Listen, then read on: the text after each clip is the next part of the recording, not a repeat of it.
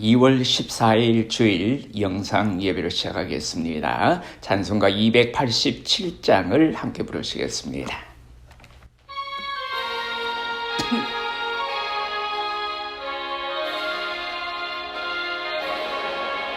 예수 앞에 나오면 죄사함 받으며 주의 품에 안기어 편히 쉬리라. 우리 주만 믿으면 모두 구원 얻으며 영생 복락멸유관 확실히 받겠네. 예수 앞에 나와서 은총을 받으며 마음의 기쁨 넘치어 감사하리라. 우리 주만 믿으면 모두 구원 얻으며 영생 복락멸유관 확실히 받겠네. 예수 앞에 설 때에 흰 옷을 입으며 밝고 빛난 내 집에 길이 살리라. 우리 주만 믿으면 모두 구원 얻으며 영생 복락멸유관 확실히 받겠네. 오늘 우리에게 주시는 하나님의 말씀은 에베소서 1장 3절에서 14절까지 말씀이 되겠습니다. 신약 성경 310페이지입니다. 에베소서 1장 3절에서 14절까지 말씀을 제가 읽겠습니다.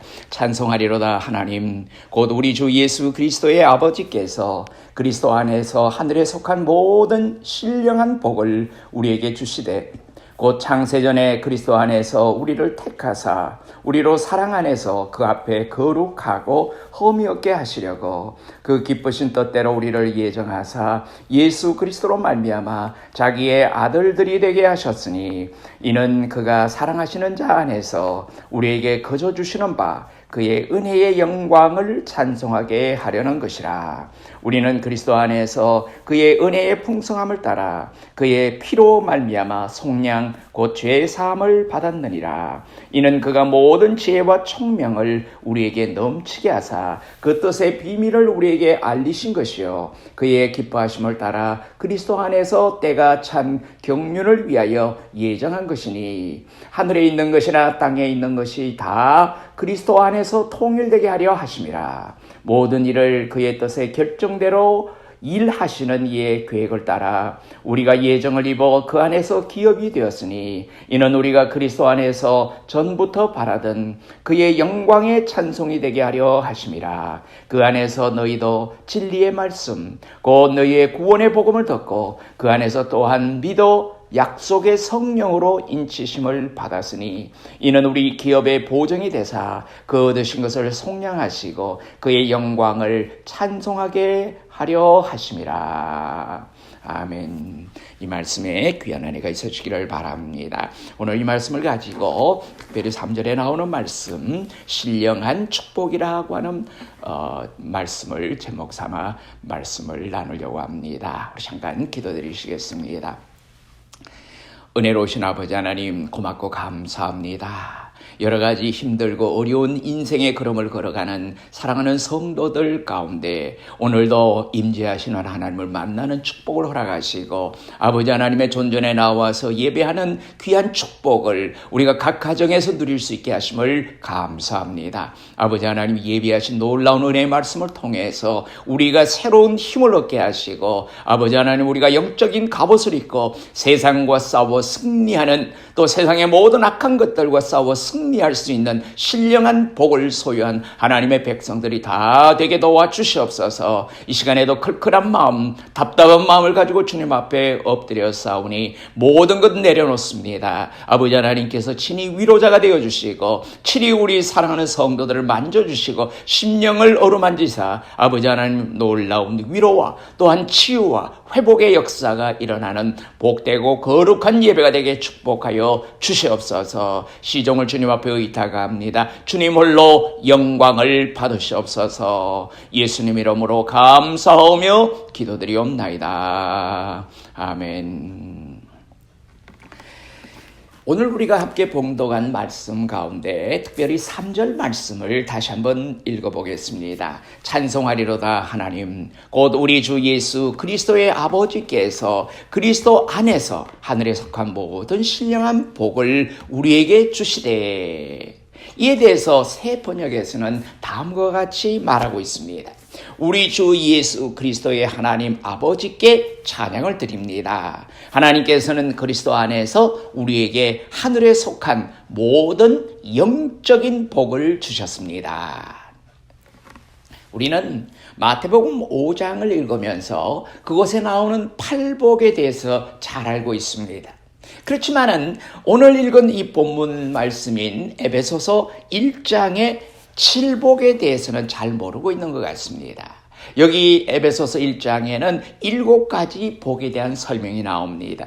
마태복음 5장의 팔복은 조건이 있는 복입니다. 마음이 가난한 사람이라야 복이 있어서 하늘나라가 그들의 것이 됩니다.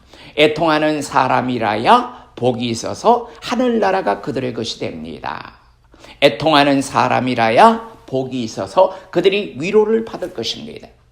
온유한 사람이라야 복이 있어서 그들이 땅을 얻을 것입니다. 그리고 이 팔복의 내용을 가만히 보면은 지금 받는 복이 아니라 장차 우리가 얻을 복에 대한 말씀입니다. 그러나 오늘 읽은 본문 에베소서 1장에 나오는 7복은 7가지 복은 조건이 없는 복입니다. 지금 우리가 누리고 있는 복입니다. 그런데 예수 그리스도를 구주로 영접한 사람들은 이미 다 이 신령한 복을 받긴 했어도 알지를 못하고 있으므로 이 신령한 축복을 누리지 못하고 있다는 말씀입니다.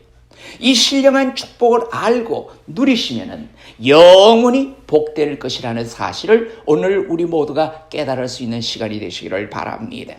이에 오늘은 이 신령한 축복을 여러분에게 소개를 드리려고 합니다. 신령한 축복이라는 말은 하늘에 속해 있는 복을 의미합니다.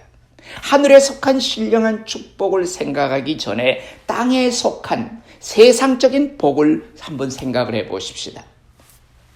세상 사람치고 복을 원하지 않는 사람은 거의 없을 것입니다. 우리 동양 사람들은 대체적으로 음력설, 즉 연초가 되면은 대개 복자를 종이에 써서 대문 같은 데다가 붙이는 관습이 있었습니다. 중국 사람들은 복자를 5개를 써서 대문에 붙이는데 이것은 흔히 동양인들이 말하는 오복을 의미하고 있습니다. 대문뿐만 아니라 모든 가구에 복자가 새겨져 있고 베개에도 방석에도 심지어는 숟가락에도 복자가 새겨져 있습니다. 여러분, 세상 사람들이 말하는 오복 5가지 복은 뭘까요? 오래 살고 부하게 살고 건강하게 살고 덕이 있고 마지막에는 세상을 떠날 때 잘 죽으면 이것을 모두 해서 오복이라 하고 이렇게 말합니다. 그런데 이런 오복을 다 누리는 사람이 우리 주위에 있습니까? 누구나 다 오래 삽니까? 누구나 다 부하게 삽니까? 누구나 다 건강하게 삽니까? 혹 한두 가지는 누려도 다 누리는 사람은 거의 없습니다. 더구나 복이 되려면 마음의 기쁨과 평화와 만족이 있어야 하는데 세상적인 복을 누리면 과연 만족과 기쁨과 평화가 있습니까? 수라고 하는 것은 오래 사는 것을 말합니다. 수가 오복 가운데 첫째 복입니다. 오래오래 사는 것이 복이라고 합니다. 그래서 옛날에는 인간 70은 고희라고 했습니다. 70년의 술을 누리기가 어렵기 때문에 이렇게 표현했습니다. 요사이는 좀 달라졌지만은 그래서 술을 오복 가운데, 오래 사는 것을 오복 가운데 첫째 복으로 삼은 것입니다. 그런데 모순된 말이 존재합니다. 옛말에 이런 말이 있습니다. 수적다욕이라는 말이 있습니다. 오래 사노라면은 원치 않는 일을 많이 당한다는 그런 말입니다. 그러니 어떻게 장수가 꼭 복이라고만 말할 수 있겠는가 하는 것입니다. 복이 될 수도 있고 화가 될 수도 있습니다. 부도 그렇습니다. 여러분, 우리가 부자로 산다는 것도 세상에서 돈만 있으면 다 될 것 같고 행복할 것 같지만은 사실은 그렇지 못합니다. 우리의 필요한 양만큼 있는 것이 가장 행복한 것입니다. 돈이 있어서 오히려 더 고민과 위험이 따를 수도 있기 때문입니다. 돈이 우리에게 행복을 가져준다고 보장할 수 없는 것입니다. 여러분이 과거에도 들은 적이 있을 줄 압니다마는 프랑스의 루이 14세는 아마 인류 역사 가운데 가장 사치스럽기로 유명한 분입니다. 쉽게 말하면 부를 누렸던 사람입니다. 그는 가지고 싶은 것은 다 가져보고 또 하고 싶은 것은 다 해봤습니다. 그러나 그것이 그에게 만족을 주지 못해서 종래에는 마지막에는 심각한 병에 걸렸습니다. 여러 유명한 의사를 다 불러서 진찰해 보았으나 그 원인을 알 수가 없습니다. 요즘 같으면 아마 그게 스트레스로 오는 무슨 정신질환이라든지 여러 가지 불안정세라든지 이런 문제일 줄 압니다. 한 번은 나이가 많고 경험이 풍부한 의사를 청해서 진찰을 했습니다. 이에 의사가 이런 말을 했습니다. 대왕의 병은 보통 병이 아닙니다. 이 병을 고치려면은 세상에서 행복한 사람을 찾아서 그 사람의 속옷을 빌려 입으면 병이 낫겠습니다.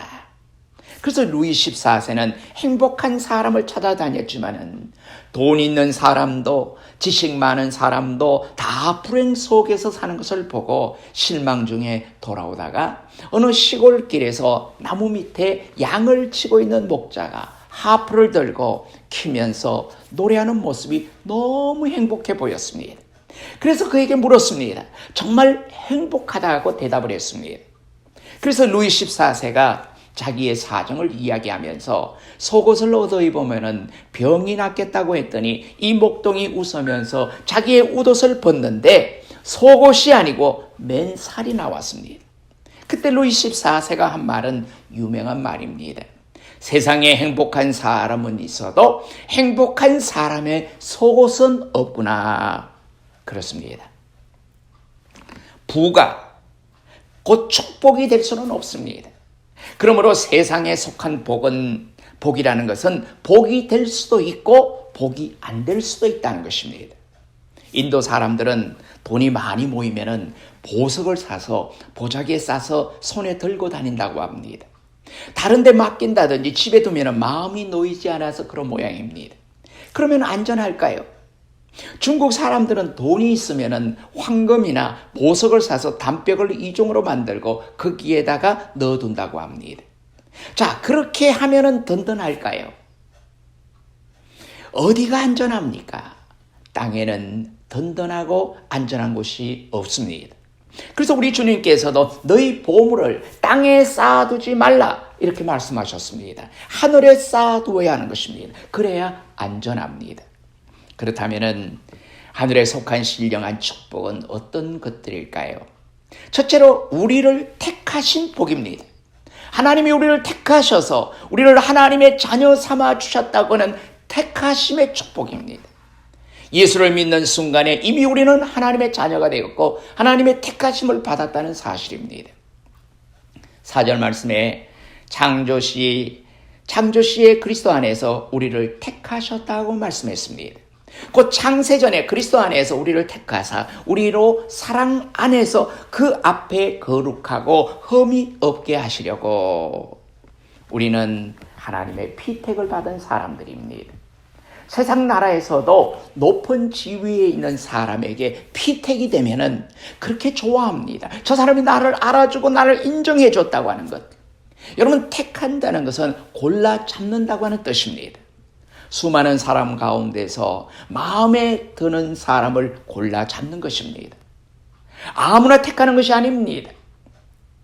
인간 사회에서도 택하는 것은 이렇게 신중히 하는데 하물며 하나님께서 그의 자녀를 택할 때 나쁜 것을 택하시겠습니까? 어떤 사람은 결혼 상대자를 택하는데 얼마나 고르는지 모릅니다. 자, 어떤 사람의 경우를 말을 들으니까 어떤 가정에서는 며느리감을 구하는데 신랑 될 사람이 마음에 들면은 부모가 좋아하지 않고, 부모가 좋아하면은 아들이 좋아하지 않고, 아들과 아버지가 좋다면은 시어머니 될 사람이 좋아 안 하고, 그래서 3년여간 동안에 102번을 선을 봤다는 이야기가 있습니다.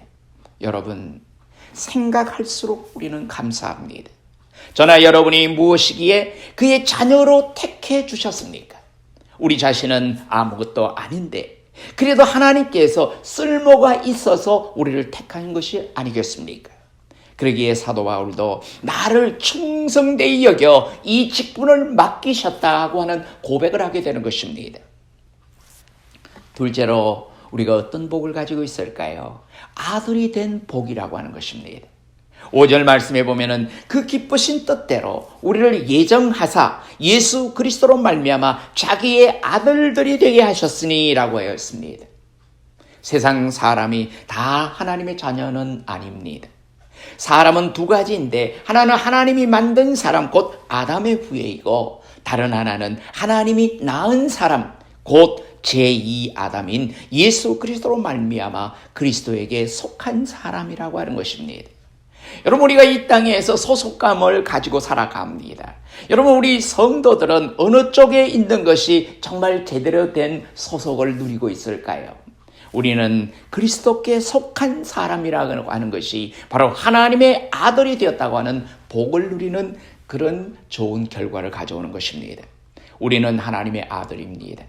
세상 임금이나 대통령의 아들이 아닙니다. 어느 부자의 아들이 아닙니다. 하나님의 아들입니다. 이 얼마나 큰 축복입니까? 세상 사람은 두 가지로 구분을 합니다. 하나는 하나님의 자녀요, 다른 하나는 마귀의 자녀입니다. 결국 모든 인간은 이 두 가지 중에 하나입니다. 하나님의 자녀에게는 영생과 광명과 그리스도의 축복이 있습니다. 마귀의 자녀에게는 사망과 흑암과 벨리알의 저주만 있을 뿐입니다. 그러니 하나님의 자녀된 우리들은 이 얼마나 큰 축복을 누리고 있는가를 우리가 깨달을 필요가 있습니다. 셋째로 죄 사함 받는 복입니다. 본문 7절 말씀에 보면은 우리는 그리스도 안에서 그의 은혜의 풍성함을 따라 그의 피로 말미암아 속량 곧 죄 사함을 받았느니라고 했습니다. 여러분, 이 세상에 살아가면서 우리가 가장 무거운 짐이 뭐라고 생각하십니까? 죄의 짐이 가장 무거운 것입니다. 이 죄 사함을 받는 것은 복 중의 복이라고 할 수 있습니다. 죄 사함 받는 축복이야말로 얼마나 큰 축복인지 말로 다 할 수가 없습니다. 인생 행로를 걸어가고 있는 모든 사람의 모습을 보면은 모두가 무거운 짐을 지고 갑니다. 환난과 번민, 근심과 빈곤, 실패와 고독의 짐을 지고 가고 있습니다. 그런데 이 모든 무거운 짐 가운데 가장 무거운 짐은 바로 죄의 짐이라고 하는 것입니다. 더구나 누구든지 세상 사람 치고 이 죄의 짐을 지지 않은 사람은 한 사람도 없습니다. 그런데 우리가 예수를 믿음으로 신령한 복을 받는데 제일 먼저 받는 복도 사실은 죄 사함 받는 축복이라고 하는 것입니다. 그렇다면 우리가 어떻게 죄 사함을 받았습니까? 그의 피로 말미암아 속량 곧 죄 사함을 받았느니라고 이렇게 말씀하십니다. 그렇다면 그의 피는 누구의 피입니까? 예수 그리스도께서 갈보리 산상에서 십자가 위에서 흘리신 그 보혈의 피를 의미하는 것입니다. 예수 그리스도께서 십자가의 고난을 받으신 것은 바로 우리의 죄 사함을 받는 기초가 되는 것입니다. 하나님께서 우리의 죄를 사해 주시는 객관적인 조건이 됩니다. 하나님께서는 독생자 예수 그리스도를 이 세상에 보내셔서 만민의 죄를 위하여 단번에 십자가의 고난을 받으셔서 죽으시고 누구든지 저를 믿으면 죄사함 받을 수 있는 길을 열어 놓으신 것입니다. 죄 사함 받는 축복을 여러분 받으셨습니까? 아직도 죄의 사슬에 매여서 종노릇하며 괴로워하시는 분은 안 계십니까? 누구든지 예수를 믿고 온전히 회개하면은 우리의 죄를 사해 주시고 기쁨 가운데 생활할 수 있다고 하는 사실입니다. 넷째는 하나님의 비밀을 아는 복입니다. 여러분, 비밀이라고 하는 것은 특정한 사람 외에는 누구도 모르는 것이 비밀입니다. 군대에도 관공서에도 1급 비밀, 2급 비밀 이렇게 분류가 있습니다. 오늘 우리가 사는 이 시대는 말하자면 자연에 숨겨져 있는 비밀을 연구 개발하는 시대입니다. 이것을 과학이라고 말합니다. 새로운 질병에 대한 도전을 하는 의학 역시도 과학으로 분류가 됩니다. 우리가 하나님을 아는 것은 말하자면 위대한 비밀을 아는 것인데 그전에는 잘 모르고 막연히 하나님을 섬겼습니다. 그러나 그리스도가 우리에게 오심으로 그리스도가 우리에게 하나님을 알게 하셨고 뿐만 아니라 하나님의 뜻과 비밀을 알게 하셨습니다. 그렇다면 이 비밀이 무엇입니까? 바로 구원의 비밀이라고 하는 것입니다. 이것이 우리에게는 보통일 것 같지만은 세상에 믿지 않는 사람에게는 이것이 아주 큰 비밀입니다. 그들은 이 비밀을 알지 못합니다. 우리 믿는 사람만이 가지는 가장 고상한 지식이라고 하는 것입니다. 이 얼마나 큰 축복입니까? 사설째는 통일되게 하시는 복입니다. 10절 말씀에 하늘에 있는 것이나 땅에 있는 것이 다 그리스도 안에서 통일되게 하려 하심이라고 했습니다. 7가지 신령한 축복 가운데 이 축복만이 미래에 속한 복이라고 하는 것입니다. 왜냐하면 통일되는 것은 개인의 일이 아니고 단체의 일이기 때문입니다. 그런데 통일되는 방법을 우리에게 가르쳐 주셨습니다. 창세기 11장에 보면은 노아 홍수 후에 인류가 벽돌을 만들어서 역청으로 든든히 쌓아서 성과 대를 쌓아 하늘에까지 닿게 하여 인간의 위력을 나타내며 인간적인 통일을 도모했던 사실을 여러분 기억하실 줄 압니다. 그것이 뭡니까? 바로 바벨탑 사건입니다. 그러나 하나님은 그들의 역사를 끊어지도록 흩어버리고 말았습니다. 왜 그랬습니까? 그 방법이 틀렸기 때문입니다. 하나님의 뜻은 주 안에서 통일하는 것을 원하셨지 바벨탑 밑에서 인간적인 도모로 통일하는 것을 원치 않으셨습니다. 일본이 군국주의를 가지고 아시아를 통일하려고 했지만은 실패하고 말았습니다. 자, 독일의 히틀러가 나치로 구라파를 통일하려고 했지만은 그 종말이 어떻게 된 것을 우리는 잘 압니다. 오늘 공산주의자들의 생각에는 불온한 장래에 세계가 공산화될 것 같지만은 하나님의 심판날이 가까웠다는 사실입니다. 참된 통일은 바로 그리스도 안에 있습니다.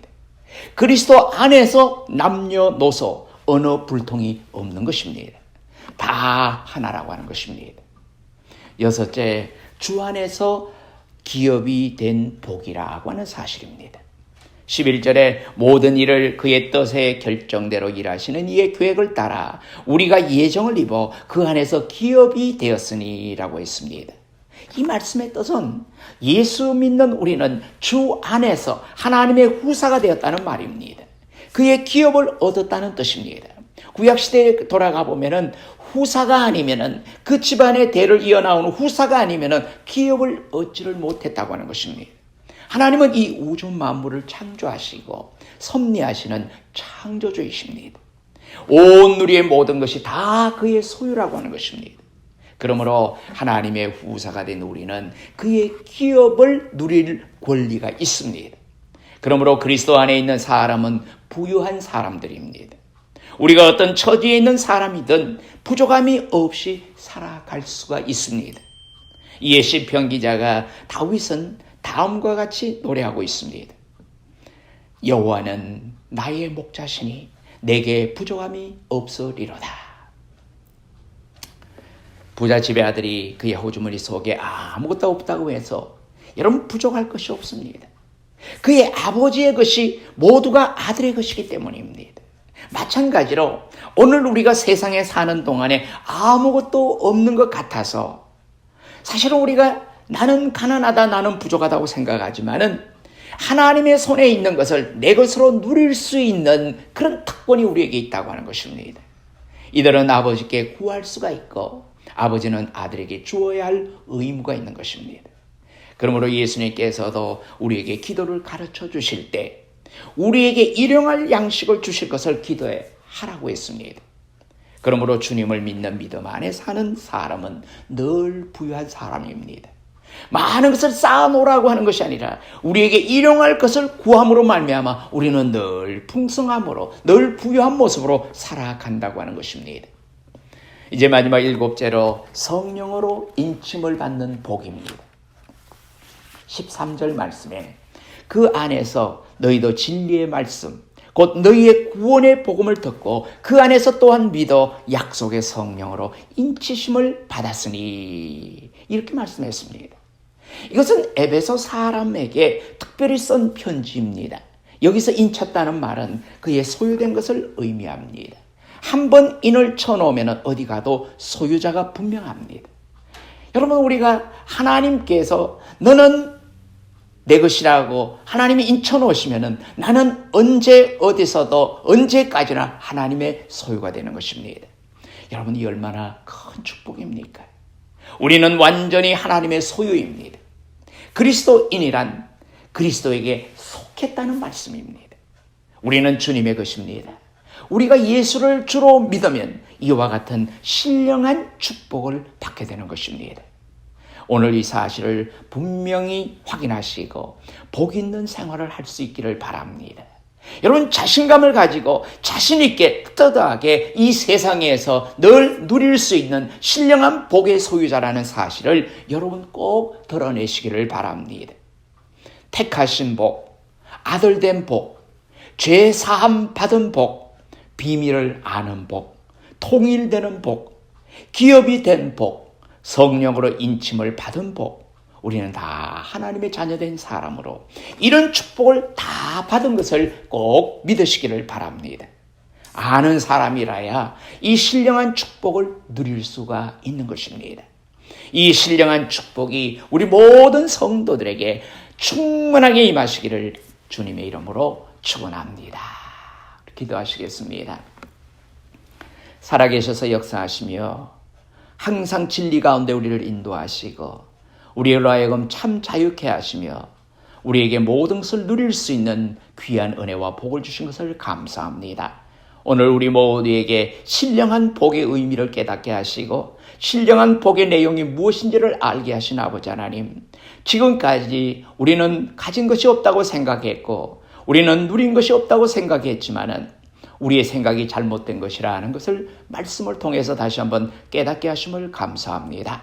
아버지 하나님, 오늘도 주신 하나님의 놀라운 은혜의 말씀을 통해서 우리 모두가 영적으로 새롭게 일어날 수 있는 신령한 자리, 하늘의 복을 누린 자로서 오로지 아버지 하나님 앞에 바로 세움받는 우리 모두가 되게 축복해 주시옵소서. 주님 고맙고 감사합니다. 세상의 여러 가지 어려움으로 말미암아 고통당하고 있는 성도들을 주님 기억하여 주시옵소서. 이 시간에도 아버지 답답한 마음으로 하나님 앞에 부르짖을 때 하나님께서 놀라운 기적과 같은 역사를 베풀어 주시고 또 육신의 연약함으로 말미암아 안타까워 주님 앞에 부르짖는 사랑하는 하나님의 자녀들에게 하나님의 놀라운 능력의 손길로 어루만져 주시고 회복시켜 주시고 깨끗하게 하심으로 하나님의 나라가 그 마음속에 먼저 자리 잡을 수 있는 귀한 은혜와 복을 허락해 주시옵소서. 항상 아버지 사랑하는 성도들에게 신령한 복을 주시고 또 이 땅에 살아가는 동안에 불편함이 없이 늘 하나님의 보호하심과 인도하심 속에 살게 도와 주시옵소서. 이 어려운 시기에 사업을 준비하는 가정 위에 축복해 주시고 하나님께서 어떤 모양으로든지 강권적으로 역사하시사 모든 어려운 문제에서 아버지 작은 문제나 모든 면에서 아버지 하나님 잘 해결되어 나갈 수 있도록 복을 허락해 주시옵소서. 또한 아버지 생업에도 어려움 없도록 늘 지켜주시고 사랑하는 성도들이 이 땅에 살아나가기에 부족함이 없도록 늘 채우시는 하나님의 능력의 손길을 의지하며 살아가게 인도하여 주시옵소서. 연로하신 성도님들에게 건강의 복을 허락해 주시고 맑고 깨끗한 영을 허락해 주시옵소서. 주님 고맙고 감사합니다. 늘 풍성한 삶을 누리는 이 한 주간의 삶이 되게 인도하여 하여 주시옵소서. 이제는 우리 주 예수 그리스도의 크신 은혜와 하나님 아버지의 무궁하신 사랑하심과 성령님의 감동, 감화, 교통, 위로, 인도하심이 이 자리에 모여 아버지 하나님 앞에 예배드리고 아버지 하나님께서 허락하시는 신령한 복을 누리고 신령한 은혜 가운데 살아가는 우리 사랑하는 모든 성도들 마음 가운데 하나님께서 늘 함께 하시기를 간절히 축원하옵나이다. 아멘.